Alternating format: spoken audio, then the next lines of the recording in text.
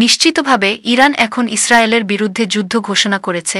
এটি শুধু একটি রাজনৈতিক বিবৃতি নয়, বরং সামরিক উত্তরের প্রতিশ্রুতি যা নির্দিষ্ট সময়ে বাস্তবে পরিণত হয়েছে। ইরানের যুদ্ধ ঘোষণা। বাংলাদেশ সংবাদ সংস্থার বার্তায় উল্লেখ করা হয়েছে যে ৩ জুন ইসরায়েলের বিমান হামলাকে ইরান যুদ্ধ ঘোষণা হিসেবে অভিহিত করেছে। তারপরে তেহরান উপরের নেতৃত্বের নির্দেশে ইসরায়েলের প্রতিক্রিয়ায় রাখা হয়েছে তিক্ত ও যন্ত্রণাদায়ক পরিণতি।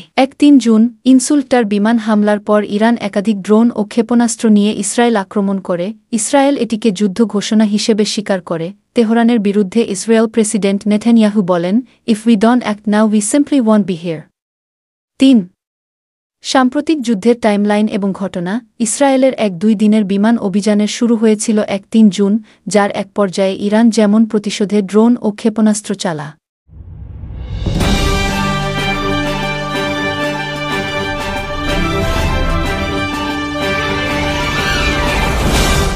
ইরানিক তরফে বলা হয়েছে ১,০৬০ জন নিহত, আহতের সংখ্যা আরও বাড়তে পারে। ইসরায়েলি প্রতিরক্ষা মন্ত্রী ইসরায়েল ক্যাটজ বলেছেন, Israel will strike Iran again if threatened, এবং বর্তমান সমঝোতা লড়াইয়ের পুনরায় সংঘর্ষের আভাস দিয়েছে। ৪ নেতৃত্বের বক্তব্য। কাসেম সোলাইমানির সময় থেকে ইরান ইসরায়েল দ্বন্দ্ব চলমান আছে।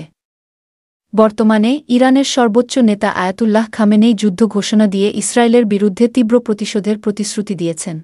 বর্তমান অবস্থা। জুন ৩ তারিখে চালু হওয়া সংঘাতটি আজও স্থিতিশীল নয়। সাম্প্রতিক ২ দিনের সংঘর্ষ থামানো হয়েছে একটি স্থায়ী শান্তি চুক্তি দৃঢ় টাইমলাইনে ধরা হয়, তবে উভয় পক্ষই সতর্ক অবস্থানে রয়েছে। খেসোলটিস। ইরানে মোট ১,০৬০ হতাহত। ইসরায়েলি আহতের সংখ্যা অনেক, হাসপাতালেও আঘাত ঘটেছে।